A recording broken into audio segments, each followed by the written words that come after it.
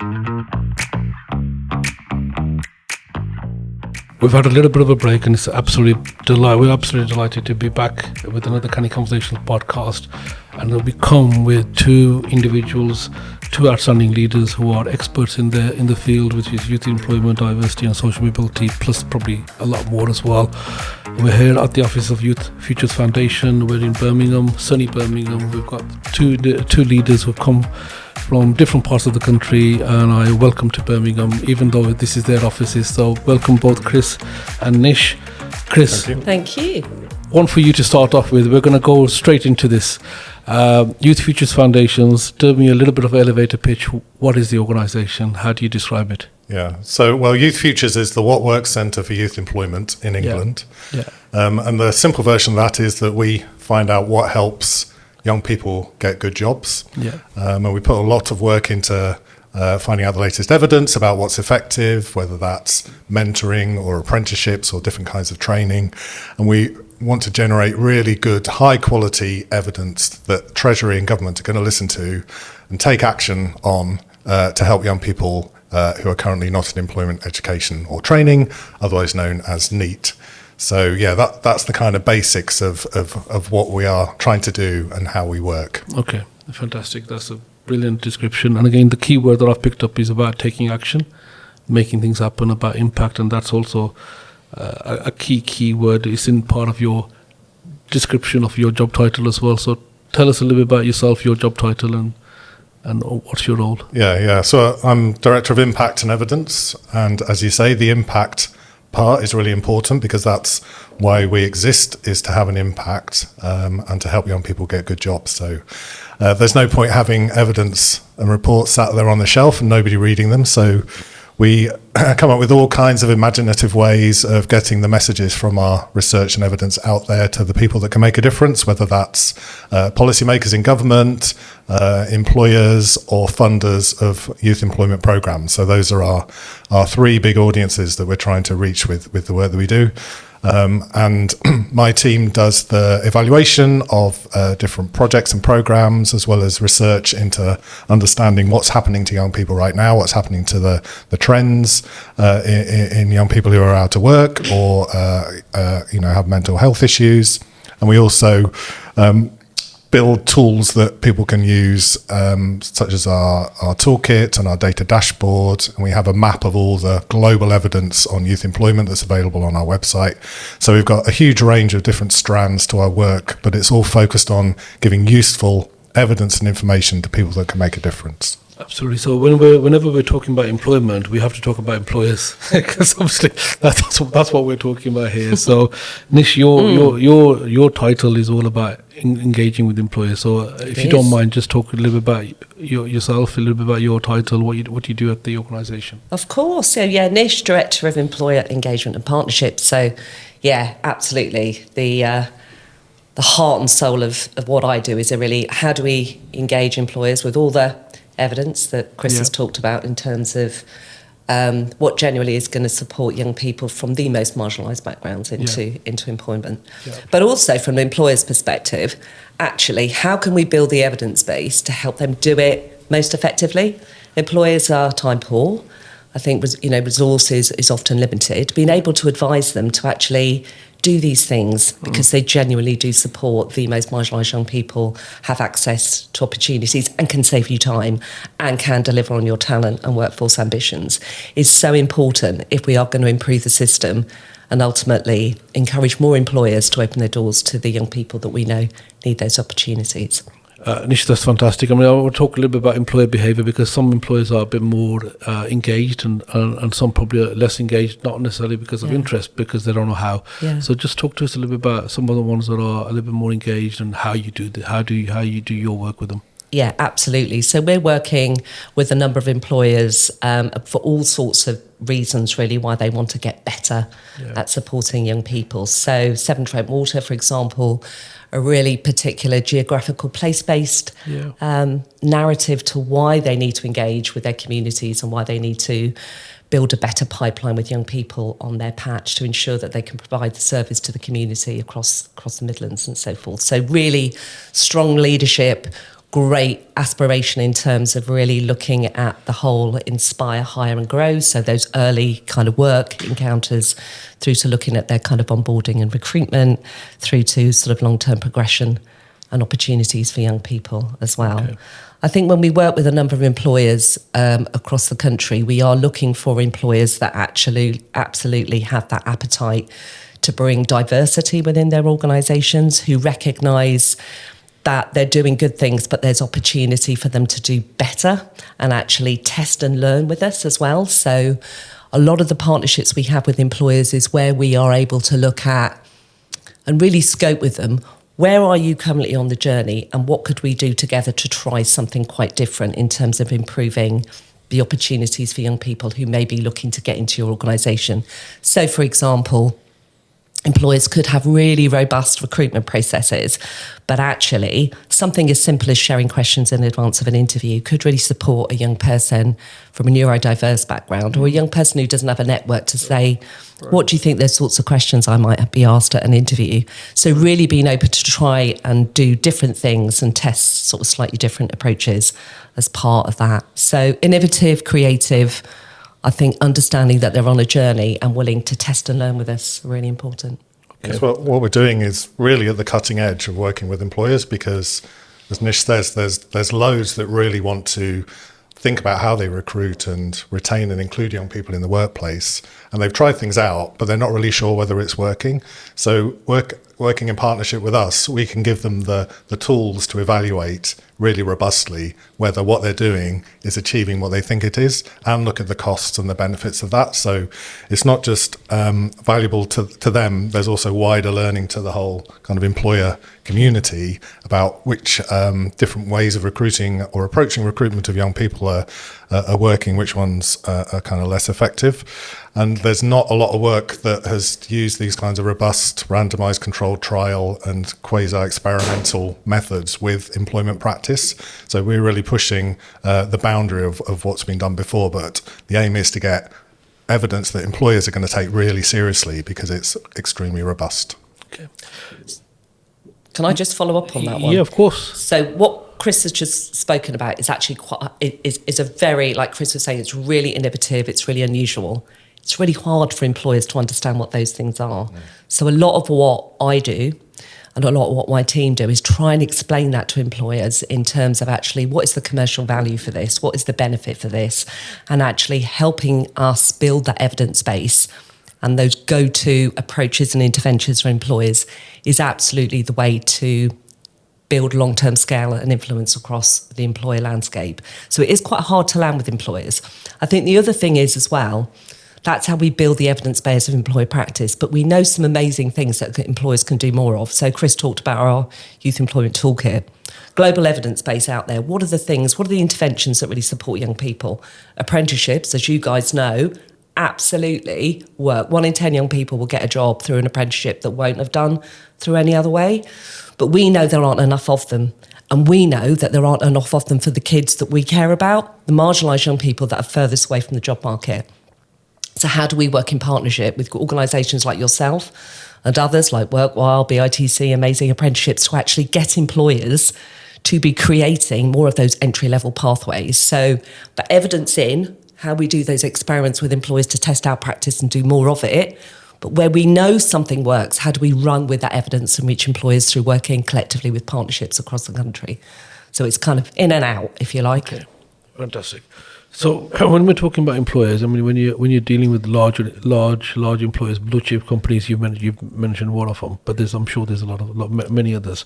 Who do you normally work with in terms of the departments or the job titles? So just to give us an idea of where, is it HR? Is it is it social mobility? What sort of people do you deal with? It kind of differs. I think where you are looking to have where we've got one-on-one experiments happening with employers, you need that very senior buy-in. So quite often it's like the group people director, sometimes the CEO. Day-to-day, you're looking at kind of early talent teams, HR teams, L&D teams. So sometimes quite a lot of, from a sustainability point of view, quite a lot of interest as well. Yeah. So lots of organisations have high aspiration for doing this, not only for themselves, but for the supply chain and procurement and things as well. But our day-to-day tends to be kind of HR, L&D, early careers. But the level of investment, and I suppose what we're looking for employers to come on this journey with us, we need that senior buy-in, because it is that leadership, it's practice and behaviour that you need to change the outcomes that we're looking for. And so having that senior leadership is incredibly important, even though our go-to day-to-day might be someone at a slightly different Yeah, because the end point is still the young person and their experience within a business, and whether they can progress and whether their experience of recruitment is good. So that's still the focus, but the kind of wrapper is the business and the employer.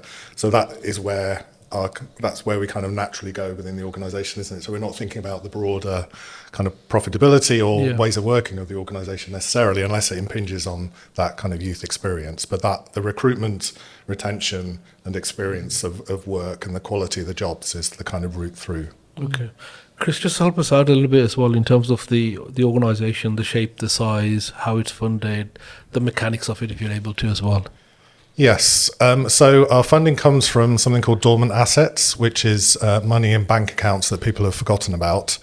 And this is used through Department for Culture, Media and Sport to support organisations that are delivering on good causes, and we are one of 4 organisations that are spending dormant assets money. The others are looking at things around financial inclusion and other aspects of disadvantage and different aspects of what's happening in society. So we're a bit of an outlier in that we're focused on marginalised young people, but if you think about who has the least assets in society, it's marginalised young people. So there is a fit in terms of the source of the money and the issues that we're focused on. And the organisation itself was set up about 6 or 7 years ago, a few months before the pandemic hit. It was just before my time starting there, but we've all heard tales about how difficult it was to kind of do a start-up in that kind of context. And there was obviously a huge demand to get support into the youth sector when the pandemic and lockdown started to hit. So that was a big part of our early focus. And then over the kind of first few years, we orientated more to being a what works centre, and then went through the application process through the Cabinet Office and got accredited through that. And we've been a what works centre now for 4 or 5 years or so. There's about 80 of us across Youth Futures in different teams. So my team is Impact and Evidence, but we look after the delivery grants to organisations that we're evaluating. There's the evaluation team, the research team, economists and analysts. Nish can talk about her team a bit more. But we have a really strong policy, external affairs and communications team, kind of central operations, legal, governance, finance, all those kind of aspects, and the chief exec's office, of course. So it's some similarities with the way some think tanks are set up. I think there are different what work centres within the network that are focusing on different things. Probably the most famous one is one you mentioned earlier, NICE, the National Institute of Clinical Excellence. They're obviously a much bigger scale to us, but the kind of core concept is the same. They're looking at all the evidence about different drugs and different treatments, and then giving advice and guidance to practitioners and government about which things are most cost effective. And that principle is the same one that we're taking. And other what work centres, for example, are looking at kind of youth offending or older workers or local growth. So there's quite a range of different centres. But I think our approach is very much to bring the impact in really early on and make sure that we're thinking about how are we going to have impact with this, how are we going to influence government, how are we going to influence employers and other stakeholders with the work that we do. So that is our sort of kind of guiding star at the heart of everything we do is how are we going to make a difference with this for young people. And the other angle that we take really seriously is youth inclusion. So we have a really strong youth participation team and a Future Voices group of young people that we've had several cohorts of now. And they are just fantastic, and they bring in that kind of direct experience of what it's like to be young now and looking for work and experiencing being neat. And that kind of really helps us make sure we're putting their voice at the heart of what we do as well. Okay, fantastic. Nish, do you want to come in and talk a little about your team and some of the... Yeah, of course. And I guess, we talked about building the evidence base for employment practice and getting the evidence out. So my team really focus on managing those relationships with employers to get them to work with us to test out and evaluate approaches. My team also manage partnerships. So how do we build partnerships with organisations who can reach employers at scale? So how do we get our evidence to where its employers at? So working really closely on the ground, managing those partnerships. I also have a team of people that look at kind of local place-based relationships as well as part of our Connected Futures programme. So how we are working with community organisations across the country to help them understand how the local place and local system can work more effectively to support young people in their patch.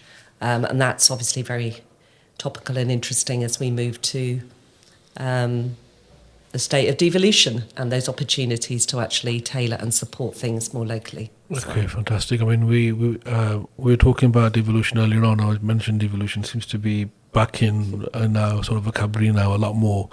And I did a sort of a Google keyword search, and it's like it goes in and out in terms of popularity. And so, Chris, share with us what's going on in this world now. You know, with the new Prime Minister and some of the changes that are going to happen. Yeah. Well, we're kind of waiting to see exactly how it plays out with Andy Burnham as Prime Minister, but obviously coming from his background as mayor and everything he said so far, that it's all framed within the context of greater devolution and more powers pushed down regionally and locally.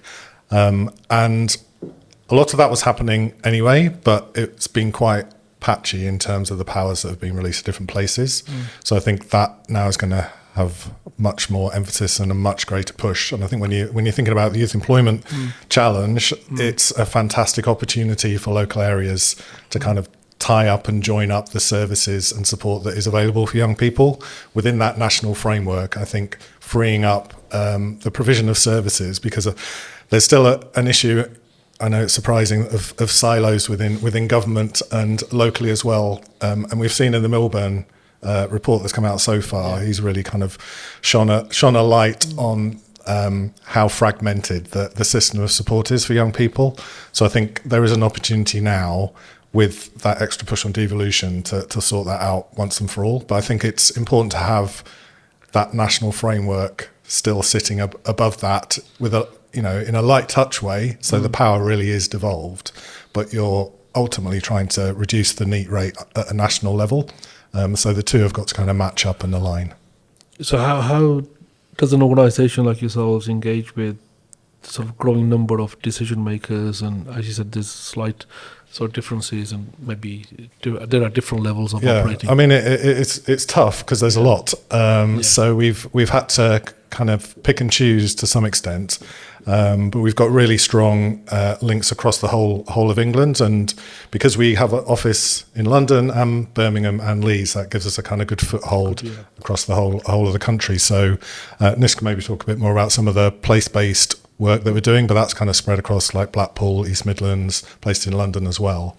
And we're not just trying to make relationships with regional and local authorities in terms of projects, but also, again, back to impact and influence, how we take learning from one place and then transport it to another and help them with the work that you need to do to contextualize it. So I think that's the next stage for us as an organisation, is thinking about how can we take these really good regional and local projects and build those up and scale those up into something that affects and helps with the issue at the national scale. Nish, anything to add to that?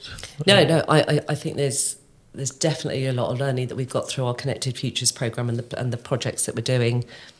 You know, when you look at place-based change in an inner city, in a coastal town, in a rural area, for all the things that Chris talked about how do you take a central policy and ambition, but locally deploy that, you can understand how all of those things will be different because of the different opportunities and barriers those places makes a huge amounts of insights. I guess from my side, the one thing that I hear a lot from employers is this could be a bit of a headache in terms of actually we're a national organisation with a national ambition to do certain things, but actually we're having to operate slightly differently because we're working across a number of different areas. But I think there's an opportunity for us to really kind of try and understand that through a lot of the work that we've done till now. Like, how do you build those collaborations? How do employers give more support and autonomy to those that are deploying ambition at a local level and regional level in terms of managing the relationships and activities? So, and some of them will be international as well, and a totally different take, and it doesn't really get talked about much. It doesn't really get talked about, exactly. So I do think there'll be questions, like all things, that will be thrown up, but I think we're in a really good position to be able to certainly help government understand those things from quite a practical way, because we're in the middle of trying to understand it ourselves. Yeah. Okay. I was just going to give a sort of more tangible example of something in this space, because one trial that we've been working with is in the west of England with an organisation called 1625 Independent People, and they've got a really kind of interesting, well-developed intervention for care leavers that is rooted in a kind of therapeutic one-to-one support model. And there's been kind of early evidence that this is really effective at helping care leavers kind of navigate that journey out of care and into the world of work and education.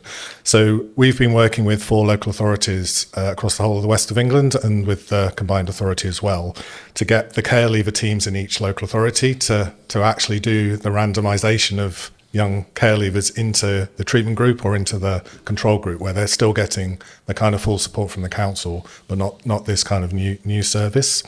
And we're just on the cusp now of all the intervention has been done, all the services have been completed, and we're tracking what actually happens to the young people who've been in the programme, whether or not they were in the 1625 programme or not. And then we need to think about thinking about other local authorities who are trying to provide services for their care leavers. What can they learn from this model? What do we know about how cost effective it is? How can it be delivered and commissioned at a local level?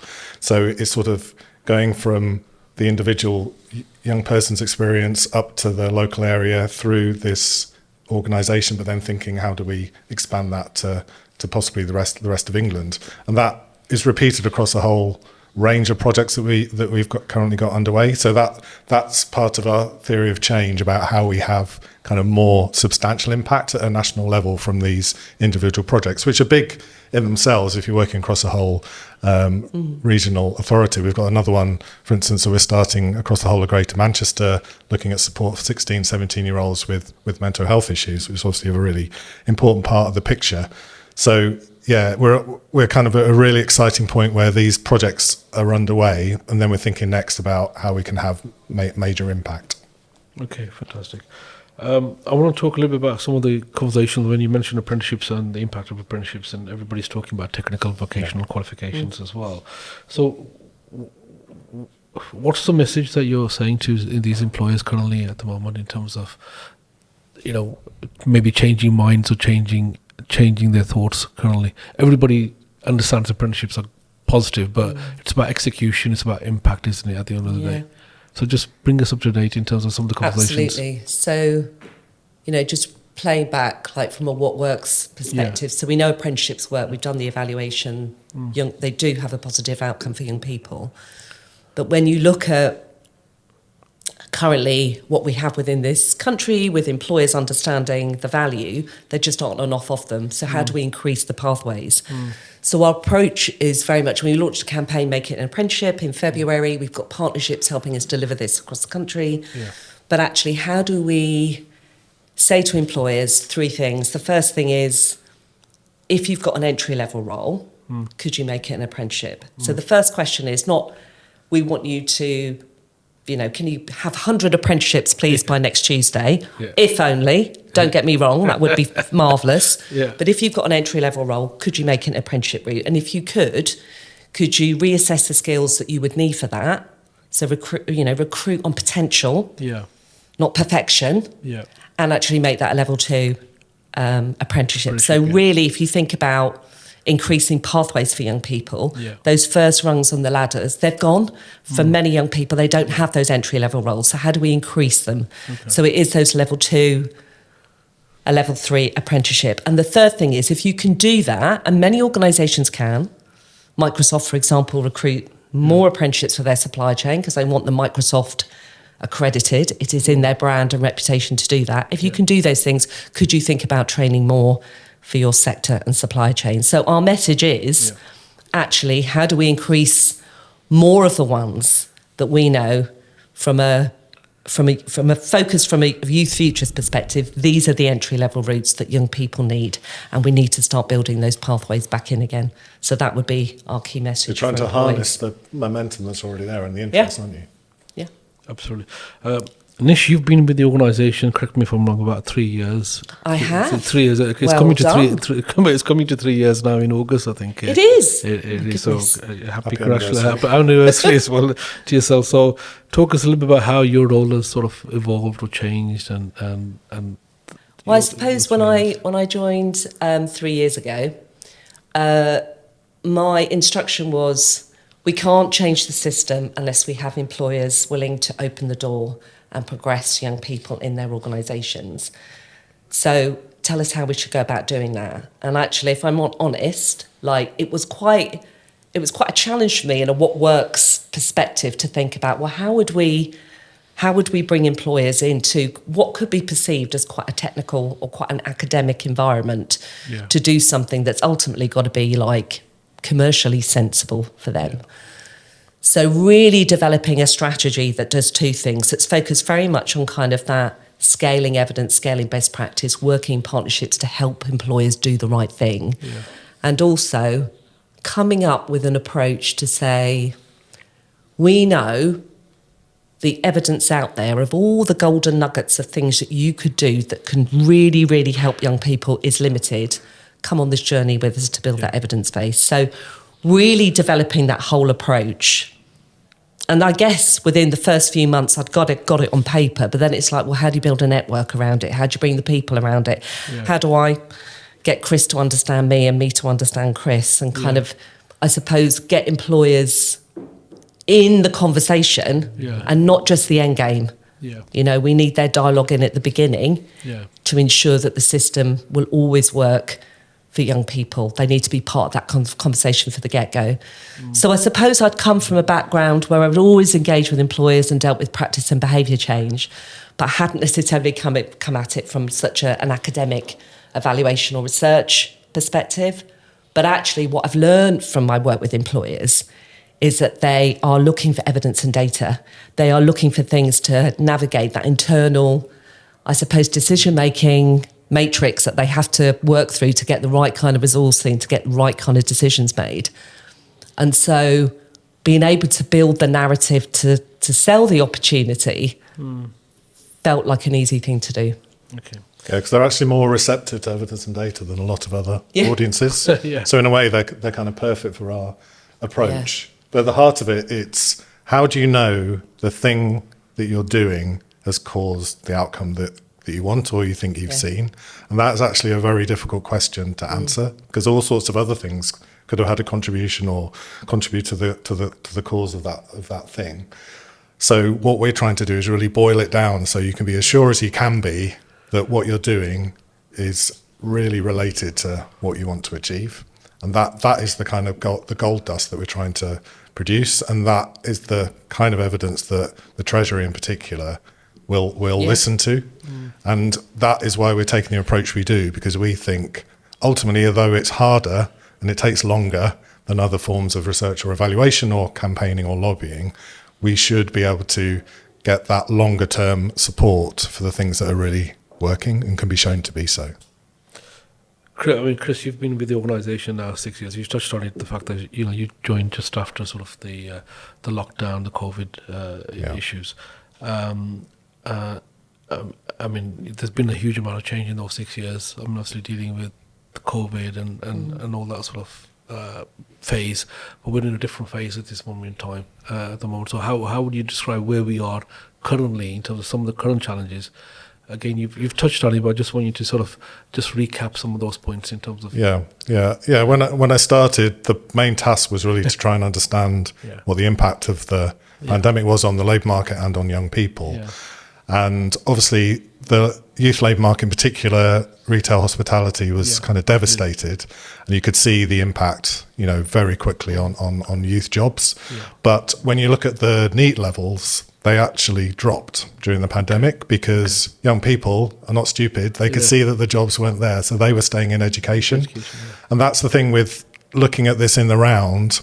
Ultimately, we want young people to have good jobs, but that could be through quite a long educational route. So it's important to look at both together and not just pull them apart. Yeah. And what we've seen since, I would say there is still a hangover from the pandemic.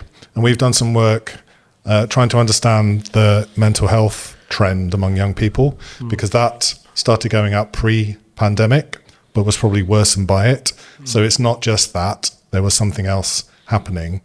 And we've looked at some of the evidence for what has actually caused that, and try to boil it down to what is supported. And there is some links to social media.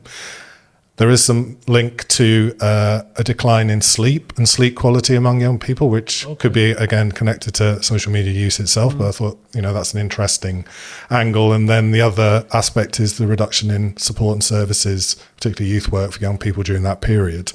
And it's hard to really pick out which, if you ask me which one was more important, it would be hard to say. But we know those three are somehow playing into that rise in mental health. And that's what we've seen since the effect of the pandemic has kind of declined to some extent on the labour market. We've still seen the NEET rate rise, and that has been driven by growth in economic inactivity. And underlying that is growth in disability and mental health problems among young people. But more recently, we've seen an increase in unemployment as well. So there's not much that's going in the right direction at the moment. And I think I was thinking yesterday, really, I was talking to some colleagues, if there was another recession on top, that would be absolutely devastating. If we've already got over 1 million young people who are not in education, employment or training. Imagine if the bottom did fall out of the labour market for young people, and they're always affected first and they're affected worse, and their unemployment rate is already 3 times the rate of the rest of the working age population.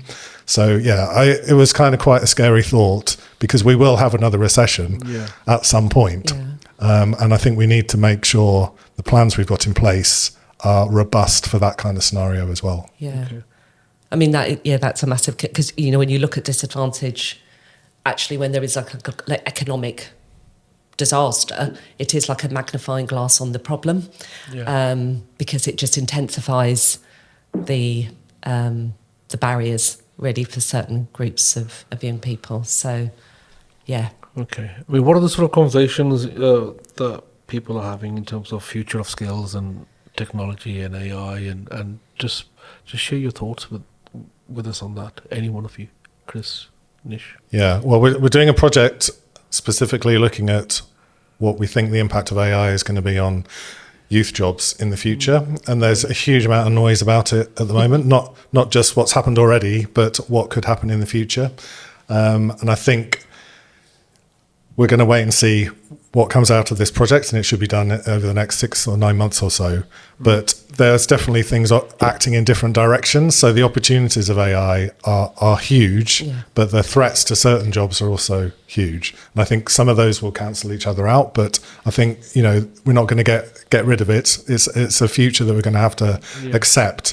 So it's understanding how we can harness the benefits for young people as much as protect them from the more perilous aspects. And I think that is the dilemma, isn't it? It's kind of like the jobs that AI will take versus the jobs AI will create.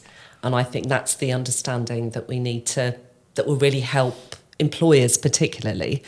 I think a lot of the conversations I have as well are like people get fixated with technical skills when they think of AI, like every young person should learn how to code or whatever. Do you know what I mean? And I think where we've looked at other kind of moments in history where we have had to, if you think about when the internet came along, etc., there are skills that we need from the get-go that we're always going to need. And actually, from an employer's perspective, they're totally practical and doable. So we often talk about bridging skills, like, the skills that can enable you kind of manage change, can work through problems, to kind of implement new thinking and technologies. They're all about like the things that you and I and Chris probably did in our first job, our ability to talk, work through problems, work as a team.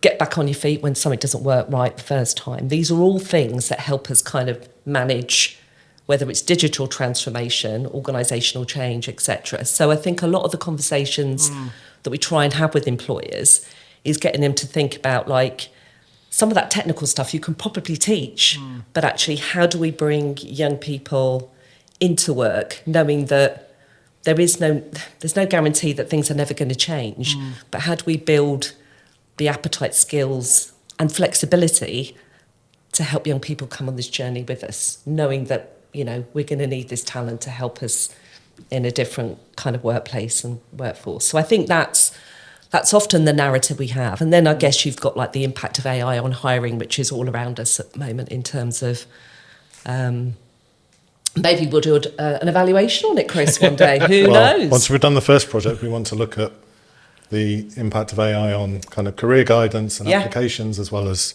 employers using AI to sift applications, because even ourselves, the volume of applications has gone up fourfold over the last year or so. Really? I'm sure it must be the same in other organisations. So there's a bit of a kind of arms race, really, that applicants are using AI to be able to apply to more jobs, and employers then have to use AI to sift all the applicants. He's not sure where it's going to end. It's a continuous cycle, isn't it? Yeah, absolutely. Chris, I want to talk a little bit about data and stats and so forth. And Chris loves data, by the way. I typed your name in, and you've got article after article about data, and you seem to sort of love talking about data and impact of data and so forth. And I thought, okay, you know what, I can't have a conversation without mentioning the word data with your good self. So tell me. You get me worried now. You're going to ask me something difficult. No, I'm not. I read your article about understanding data and data visions as well, and I read a few things, and I've sort of asked a few people, what would you ask somebody who loves data? Some questions. Somebody asked questions about, can we rely on ONS? Can we rely on government data, damn lies and statistics and all the rest of it, and context behind the data. So I had about 10 questions, but I thought it's going to be a little bit repetitive if I ask those questions. But it's an open question for you to talk a little bit about your love of data and the importance of it. Yeah, I think, we're very much what we call a mixed methods centre. So we are obsessed with data, I would say, but we're also obsessed with understanding what it's like to experience being out to work for young people. So it's the quantitative and the qualitative together that gives you the real power. Because I think each by themselves is missing an important ingredient, because if you have to really understand things from the point of view of the person experiencing it, but then you have to know what's the wider context for that experience. So the two together is the most powerful. So that can be a flaw of statistics. If you just have the data or the stat by itself and not the context or not the understanding what that experience is like, it can mislead you or take you down a path that is not correct. So I think, you have to be really careful. But I think as a researcher, it's good to come from a place of skepticism. That's my starting point, not cynicism, although some might say there's a touch of that, but skepticism until something's proved. Be skeptical about it, because a lot of things have been thought to be true that have been shown not to be. However, the big caveat on that is that policymakers generally don't have the luxury of waiting for the evidence to come. I totally accept that, and they have to make decisions on the best evidence that is available now. And that is how we present things and where we focus. So in all of my career, I've never known the demand for evidence to be as high as it is now on the NEET issue. And that is fantastic from my point of view, because that is why I do the job that I do, is to try and get what we know into practice. But it's the demand is kind of scary at the moment. But that, like I say, that is a good thing, because that's why we do what we do. Okay, and what sort of sources of data do you use? And there is a big problem, and even ONS are saying this themselves with the labour force survey at the moment, which is the main source for the NEET statistics. So they've put a lot of work into developing what they call the transformed labour force survey that is trying to get around some of the issues. But there's been a general decline in people responding to surveys, not just on the LFS, but across the board. I don't know, people are getting a bit sick of it, or there's too many out there, or they're kind of sceptical of people coming around and asking them questions. There's all kinds of reasons why it might be declining. So, but for us, that source is the most important because it is the headline stat. And we and others like the Resolution Foundation have looked into some of the other sources to compare about, to get a better sense of whether we can triangulate and check that these stats are okay. And some things may be undercounted, some may be overcounted, but we're broadly happy with the trend if we're not happy with the kind of validity, so the reliability and validity.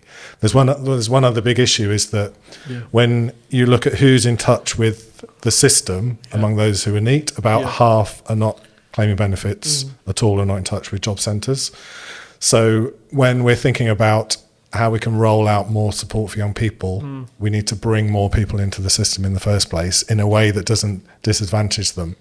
So that those things have got to go hand in hand. And I think DWP sometimes risk thinking about what they can do and what they can deliver through the services they've got, not necessarily thinking about, okay, what are we going to do for the half of NEETs who we never see at all. And that's why the third sector and other organisations that are in touch with those young people are so important to have that kind of bigger picture view. But the stats help us understand who isn't in touch with different bits of the system, as well as what those experiences are, how many are experiencing it, whether things are going to go up or down. And we're using the data to build our own model of NEETs to forecast what the rates might be in the future. So that'll be really, really useful, because then we can kind of move the levers in the model and see what impact it has and get a sense of, or how much resource are you going to have to put in through this policy lever to be able to have an effect on the overall NEET rate, and how do they interact with each other. So that again will give us a really good basis for having those kind of practical conversations with policymakers. Absolutely. Nish, anything to add to that in terms of context or?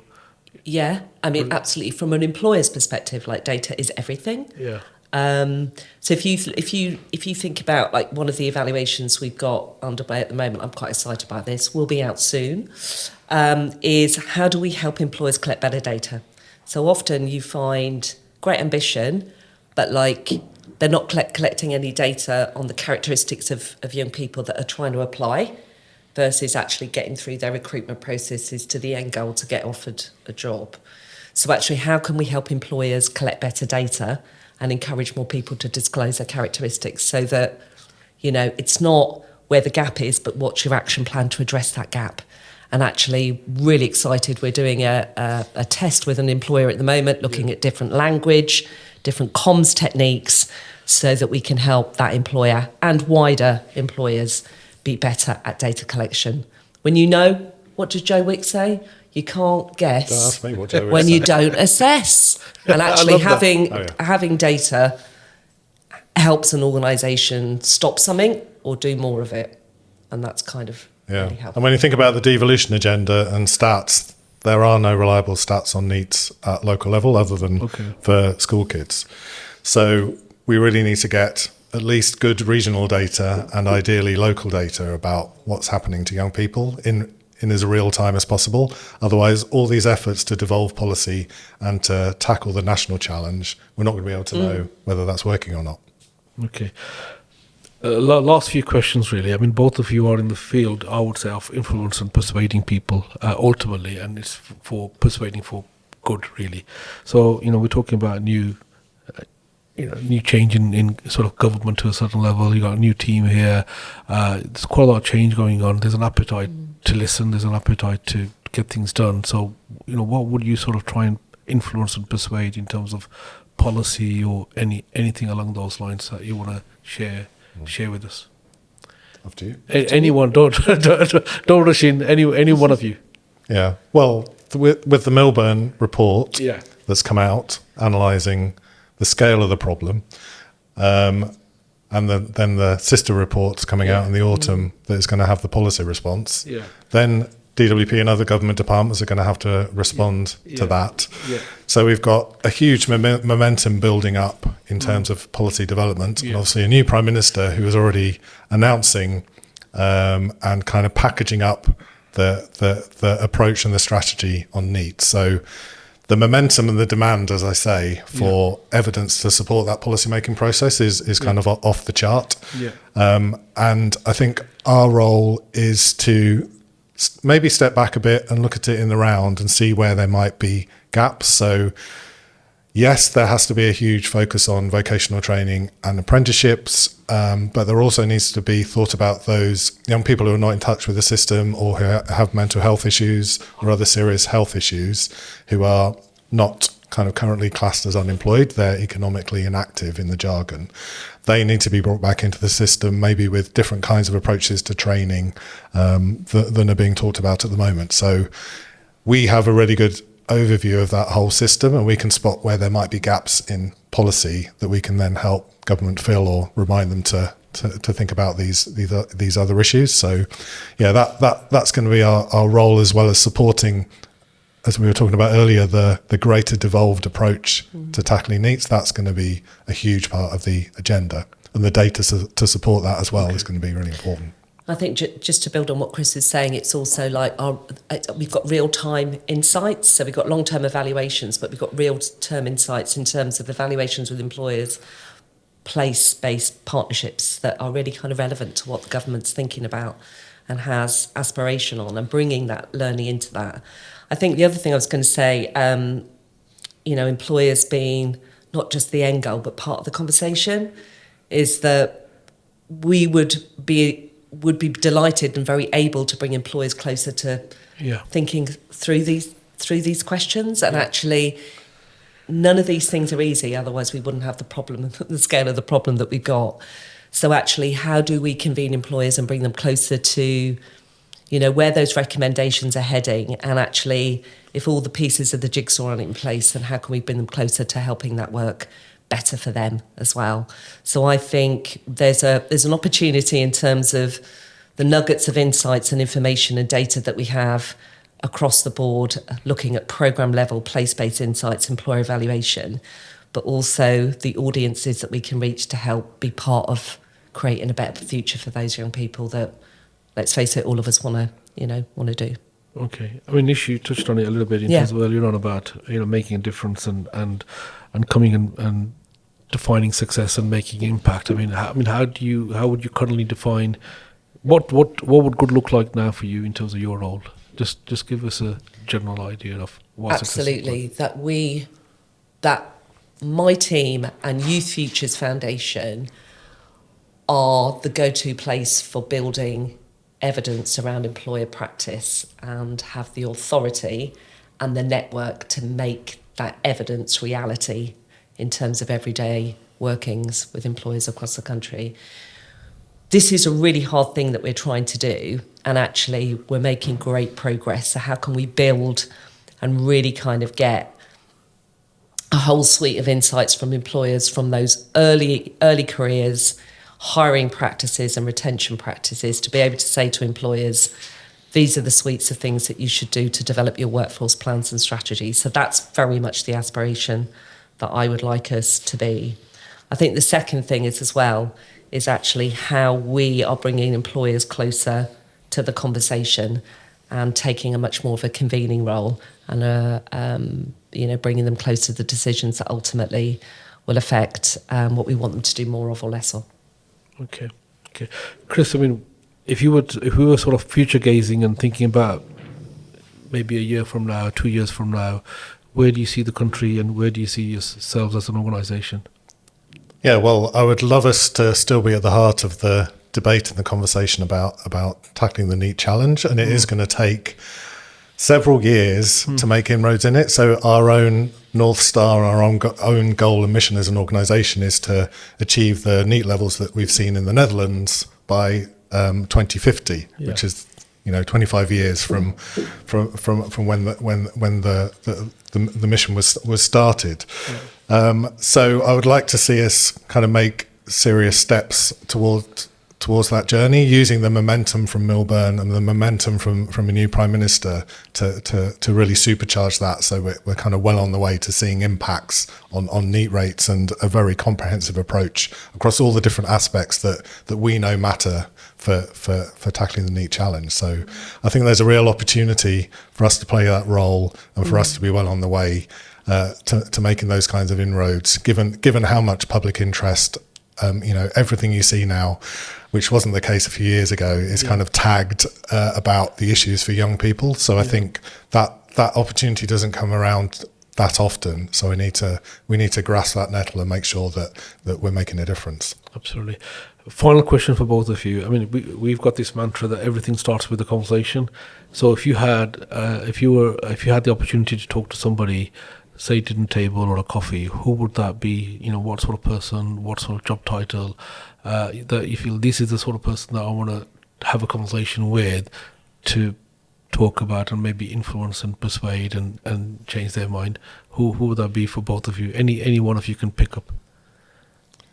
Well, I think for me, we're already kind of already talking having those conversations to them. I mean, it's got to be Andy, really, at the end of the day, and the people that are around him. But we're well kind of networked into number 10 and the government departments that matter for youth employment. So, I wouldn't say all our relationships are perfect and we're always the first person at the end of the phone, but I think You're not moving to Manchester yet, then? Well, we'll see. I'm already in the north. So, I think it's making sure that we are seen as the experts on this issue and that we're really doing something useful and usable for people that are making a difference. Okay. And I think if I think about it from an employer perspective, I think the decision making now within organisations about where you invest and do things differently, where you pivot and maybe stop doing something because it's not working very well, I think they're different. And I think, being able to engage with chief financial officers, chief sustainability officers, I think they're going to be incredibly important as we move forward, because talent, community outreach, talent acquisition, workforce planning is a long-term thing. Yeah. And actually you need a different type of decision maker willing to try and do something different to tackle a long-term problem and see an opportunity. So, maybe some conversations with people that like data and numbers, and maybe Chris can come with me. And all the mayors as well, of course. Yeah. Shouldn't forget them. Because they're going to become even more important over the next couple of years as well. Okay, fantastic. Both of you, thank you so much for your time, for your energy, for your enthusiasm. I've learnt loads. I've got about 3 or 4 pages of Well, if you want to ask me the 10 data questions later, I'm very happy to know what they are. We definitely will do that. But I really honestly enjoyed this conversation, and it does work as well having both of you or 2 people in a podcast as well, because you can bounce off each other and work. So this we may Nish is the raging yin to my sober yang. We may start doing this more often, I think. Yeah.